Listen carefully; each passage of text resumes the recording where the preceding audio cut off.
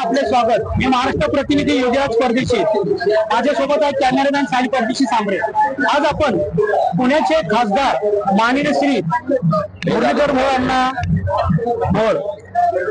आज आपण इथं उपस्थित दिलेली आहे। एकता मिसळ या निमित्त आज डॉक्टर बाबासाहेब आंबेडकर यांच्या जयंती निमित्त आज आपण इथे जमा झालेलो आहोत।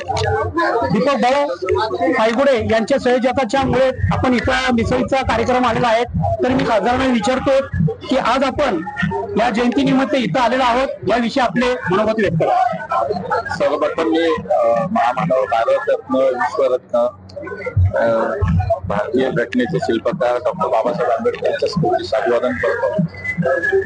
मला असं वाटतं की आमचे सर्वांचीच अत्यंत जवळचे स्नेही माननीय आमदार दीपक पायगुडे यांचं सर्वांप्रथम अभिनंदन केलं पाहिजे, त्यांचे आभार व्यक्त केले पाहिजेत की हा जो उपक्रम त्यांनी मागच्या काही वर्षापासून सुरू केला आहे, महात्मा फुलेंची जयंती असो किंवा डॉक्टर बाबासाहेब आंबेडकरांची जयंती असो, या महामानवांच्या जयंतीच्या निमित्तानं समाज एकत्र झाला पाहिजे। सामाजिक समरसता ही या समाजामध्ये टिकली पाहिजे।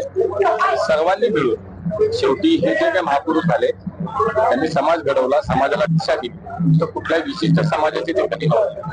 तेव्हा मला असं वाटतं की तो गांधी त्याच्या मागची कल्पना असती आहे की सर्व समाजाने एकत्र येऊन आपल्या या महापुरुषांना या निमित्तानं त्यांचं यावं, अभिवादन करावं, त्यांचं स्मरण करावं। त्यांनी तो घालून दिलेला जो काही आमच्या समोर जो मार्ग आहे चाललं पाहिजे, त्यांनी जे संस्कार आपल्याला दिलेले आहेत त्या संस्कारामध्ये आपण चाललं पाहिजे। मला असं वाटतं हीच त्याच्या मागची प्रामाणिक भावना आहे।